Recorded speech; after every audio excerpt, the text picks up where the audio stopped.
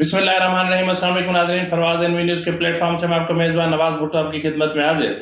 नाज़रीन, गुज़िश्ता रोज़ supreme court में जो कुछ हुआ, यानी फैज़ाबाद धरना केस में जो भी मामलात हुए, उसको जो एक वो चीज़ें थी जो सामने थी, और कुछ मामलात वो थे जो पसे पर्दा थे। यानी पसे पर्दा और दरे पर्दा जो उमूर हैं, उनके हकीकतें क्या हैं, और उसके बाद आज गुज़िश्ता रोज़ की समाअत पर इंतहाई गौर से सोचने के बाद मेरे जहन में कई सवालात ने जन्म लिया कि आखिर हो क्या रहा है। कहीं ऐसा तो नहीं हो रहा कि जो नज़र आ रहा है वो उस तरह नहीं है, और जो नज़र नहीं आ रहा वो नज़र उसको सामने लाने की कोशिश ही नहीं की जा रही। तो हक़ाइक़ हैं, सनसनीखेज़ हक़ाइक़ हैं, चौंका देने वाले हक़ाइक़ हैं, क्योंकि इस वक्त जो यानी से पहले वाले विलाग में जो गुज़िश्ता रोज़ मैंने आखिरी विलाग किया था, उसमें खुद मैं इस जज्बात की रो में बह गया था, और जज्बात की रो में बहकर मैंने बहुत कुछ कह डाला था। तो अब मैं चाह रहा हूं कि जो कुछ मैंने कहा था क्या वो सही था, या जो इस वक्त मेरे जहन में आ रहा है ये सही है। इसको कतन मेरा यू टर्न न समझा जाए, लेकिन हक़ाइक़ से पर्दा हटाना और अपनी गलती को दुरुस्त करना हमारा फर्ज बनता है। तो नाज़रीन, अगर आपको मेरा व्लॉग पसंद आए तो मेहरबानी करके मेरे चैनल को सब्सक्राइब करना, लाइक करना और शेयर करना मत भूलिएगा। बेल आइकन दबा दीजिएगा ताकि आप तक बर वक्त मेरे व्लॉग्स पहुंचते रहें। नाज़रीन, जनरल फैज़ हमीद के खिलाफ एक और बड़ी गवाही सामने आने को है।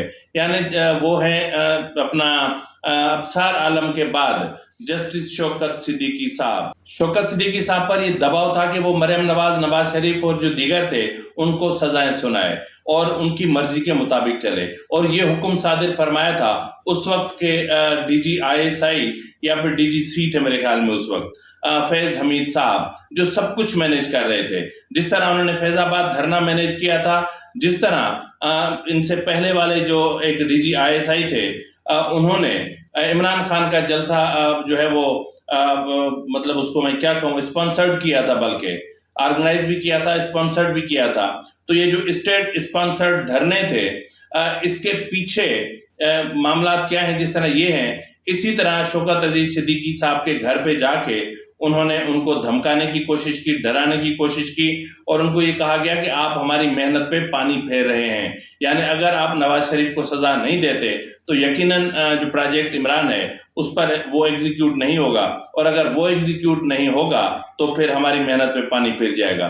पानी फिर जाएगा कि बंदयाल को एक्सटेंशन नहीं मिलेगा, पानी फिर जाएगा कि general Faiz Hamid chief of army staff नहीं बनेंगे, पानी फिर जाएगा कि इमरान खान सदर जो है वो पार्लियामेंट निज़ाम ख़त्म करके और सदारती निज़ाम नाफिज करके इमरान खान को सदर बनाया जाएगा। तो ये बहुत सारे प्रोजेक्ट थे, बहुत सारी चीज़ें थी जो होनी थी। तो बहरहाल शौकत सिद्दीकी साहब जो है वो भी एक और पिटीशन दायर करने वाले हैं, जो एक उन्होंने पहले पिटीशन दायर की थी, जिसकी आखिरी सुनवाई जो है वो 2021 में या 22 में मेरे ख्याल में हुई थी। उसके बाद उनकी कोई समाअत नहीं हुई। तो नाज़रीन, गुज़िश्ता रोज़ जो फैज़ाबाद धरने के अमल दरामद केस के हवाले से जो केस की समाअत हुई, जिसमें जो 3 रुकनी बेंच था, जिसमें जस्टिस काजी फैज़ ईसा सरबराही कर रहे थे, और इसके अलावा जस्टिस अमीनुद्दीन खान और जस्टिस अतर मिनुल्ला इस केस का हिस्सा थे। तो आज कुछ चीज़ें ऐसी हुई कि जिन्होंने बहुत सारे सवालात को जन्म दिया। अब हम थोड़ा सा मरहलावार आते हैं कि पहले हम चलो बात कर लेते हैं TLP से, कि TLP की फंडिंग। अब मसला ये है कि यहाँ पर अगर आप फॉरेन फंडिंग इलीगल तरीके से, गैर कानूनी तरीके से जो फॉरेन फंडिंग होती है, वो 15 लाख हो या 15 रुपए हो या 15 पैसे हो, वो गैर कानूनी अमल है, और एक पॉलिटिकल पार्टी को ये अमल नहीं करना चाहिए था। तो आज जब 15 लाख रुपए की जो फॉरेन फंडिंग थी वो साबित हुई और उस पर इलेक्शन कमीशन पर्दा डाल रहा था, तो इस वक्त सुप्रीम कोर्ट ने कोई वाज़ेह ऑर्डर जारी क्यों नहीं किया, और सुप्रीम कोर्ट को इस मामले को मजीद इन्वेस्टिगेट करने, मजीद इंट्रोगेट करने, और इनके अपना सोर्स ऑफ इनकम को या रिसोर्सेज को मजीद इन्वेस्टिगेट करने का हुक्म जारी क्यों सादिर फरमाया। अब दूसरे मरहले पर आते हैं تو اس حوالے سے ہونا تو یہ چاہیے تھا کہ secretary ministry of foreign affairs کو طلب کیا جاتا اور ان سے پوچھا جاتا کہ کینیڈا میں بیٹھے ہوئے ایک شخص جو یہاں پر آتا ہے، دھرنے کرتا ہے، پاکستان کی جو امن و امان کی صورتحال ہے اس کو خراب کرتا ہے، ملک کی معیشت کو تباہ کرنے کی کوشش کرتا ہے اور پھر کینیڈا چلا جاتا ہے، تو وہ پھر کیا تھا؟ تو کیا آپ نے کینیڈین حکومت کو خط لکھا؟ کیا آپ نے کینیڈین حکومت سے پوچھا کہ بھائی یہ بندہ کون ہے، کیوں آتا ہے، آپ کا شہری پاکستان میں آ کے اتنا سب کچھ کرتا ہے؟ لیکن منسٹری آف فارن افیئرس سے کسی کو نہیں بلایا گیا اور نہ ہی اس حوالے سے کوئی واضح احکامات جاری کیے گئے۔ اب ٹی ایل پی کے حوالے سے جہاں واضح احکامات جاری ہونے تھے وہاں نہیں ہوئے، اس لیے نہیں ہوئے کہ اول تو جو فیض آباد دھرنا تھا وہ اسٹیٹ اسپانسرڈ دھرنا تھا، اور اس کے علاوہ جس طرح جو عمران خان کے دور میں ان کو کالعدم قرار دیا گیا تھا، اس کا جو معاملہ ہوا اور جو جرگہ ہوا وہ اس میں جنرل قمر جاوید باجوہ بھی شامل تھے اور کچھ عقیل کریم ڈیڈی ٹائپ کے لوگ جو اکثر خود سے بڑے بن کے آتے ہیں اور معتبر بن کے آتے ہیں اور پھر جو ہے وہ دولت کے نشے میں اور پھر جو چاہتے ہیں وہ کروا لیتے ہیں۔ لیکن یہ معاملہ سمجھ لینا چاہیے تھا کہ ٹی ایل پی ایک اسٹیبلشمنٹ کی اسپانسرڈ جماعت ہے اور ان کی بنائی ہوئی جماعت ہے، اور اس لیے وہ چاہیں تو پولیس والوں کو مار دیں، وہ چاہیں تو جب چاہیں جس وقت چاہیں جہاں چاہیں سڑکیں بند کر دیں، ان کو کوئی نہیں روک سکتا۔ تو یہی کنڈیشن آج الیکشن کمیشن کے ساتھ بھی تھی، کیونکہ الیکشن کمیشن جانتا ہے کہ ٹی ایل پی اسٹیبلشمنٹ کی اسپانسرڈ جماعت ہے، تو اس لیے معاملات کو یہاں پر بھی پردہ ڈالنے کی کوشش کی گئی۔ اب آتے ہیں جی ایک اور معاملے پر، یہ فیکٹ فائنڈنگ کمیٹی۔ اب جو فیکٹ فائنڈنگ کمیٹی حکومت نے بنائی تھی اس کو مسترد کر دیا گیا، اور پھر جو ہے وہ اٹارنی جنرل سے کہا گیا کہ وہ انکوائریز اپنا انکوائریز اینڈ کمیشن ایکٹ کے تحت ایک جو ہے وہ ایک ایسا کمیشن تشکیل دے سکتے ہیں جو بالکل بااختیار ہو، جو طاقتور ہو، اور یہ ہو اور وہ ہو۔ تو مطلب یہ ہے کہ یہ جو فیکٹ فائنڈنگ کمیٹی کا معاملہ ختم ہوا، اب آپ ایک اور کمیشن تشکیل دیں، 15 نومبر کو آپ اس کا نوٹیفیکیشن دکھائیں، اس کے بعد پھر اس کے ٹی او آرز فائنل ہوں گے، اور اس کے بعد پھر وہ انکوائری شروع کرے گا، پھر وہ سمن جاری کرے گا، کوئی آئے گا کوئی نہیں آئے گا۔ یعنی معاملہ یہ ہے کہ جب تک چیزیں ہوتی رہیں تب تک سب ایسے ہی چلتا رہے گا۔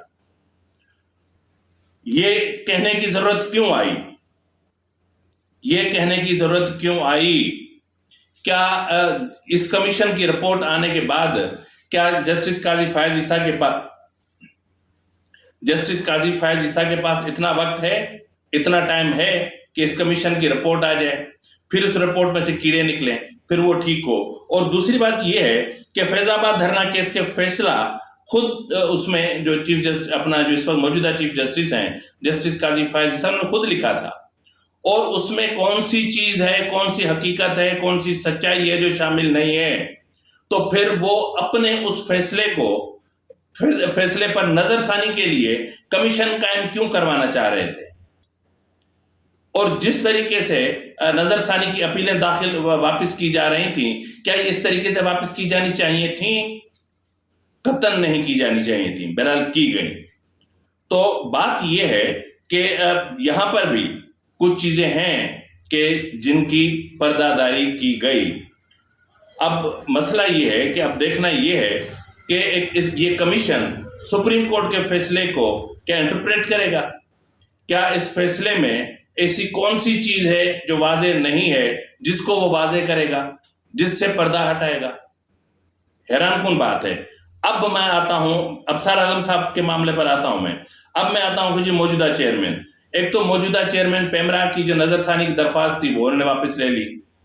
اب یہاں پر جو معاملہ ہے وہ یہ ہے کہ ان سے کہا گیا کہ جی آپ کٹ پتلی ہیں، کسی اور کے لیے کام کر رہے ہیں، جبکہ مطلب یہ اس طرح کی ان سے باتیں کی گئیں کہ آپ نے کس کے کہنے پر یہ نظر ثانی کی درخواست دائر کی تھی، آپ نے کیوں درخواست دائر کی تھی؟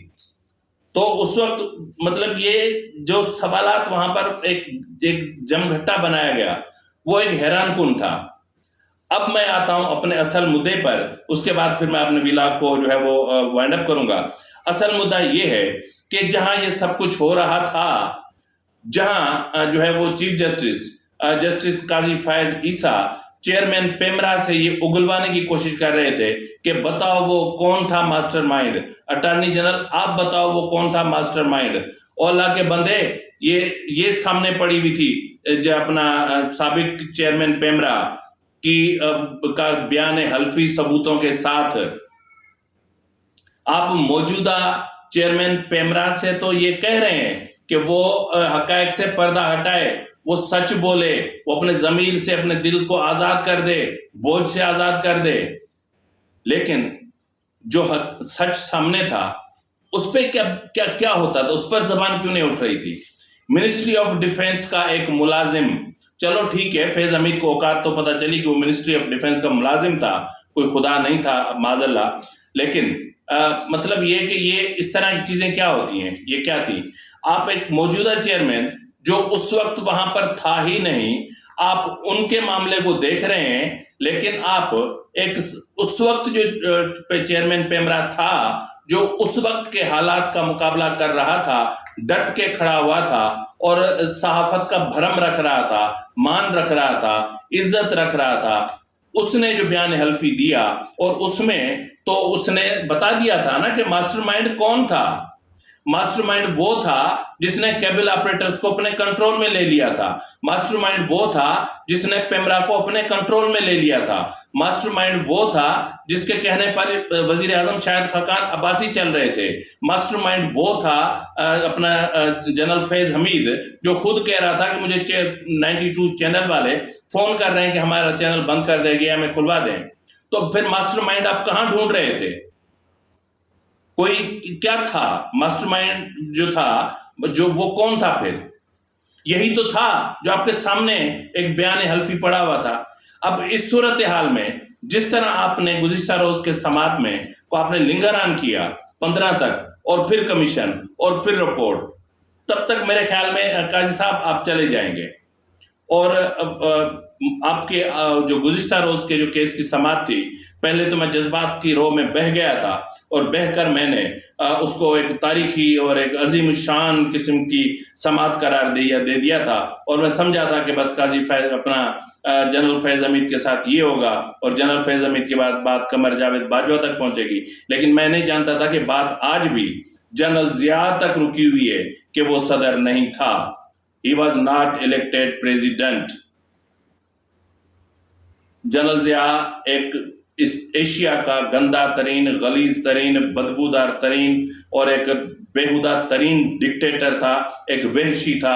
और वो वहशी था, वो डिक्टेटर था कि जिसने जो गंदगी की, पाकिस्तान आज तक उस गंदगी में फंसा हुआ है। तो बहरहाल गुज़िश्ता रोज की समात ने बहुत मायूस किया और ये सवालात मेरे जहन में आए।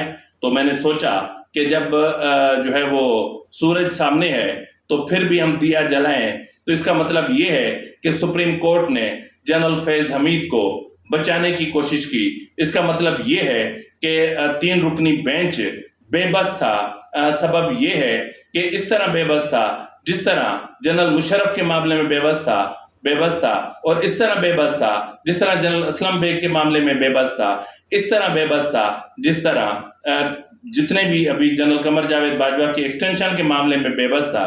सुप्रीम कोर्ट बेबस था, बेबस है और एस्टेब्लिशमेंट ताकतवर थी, ताकतवर है।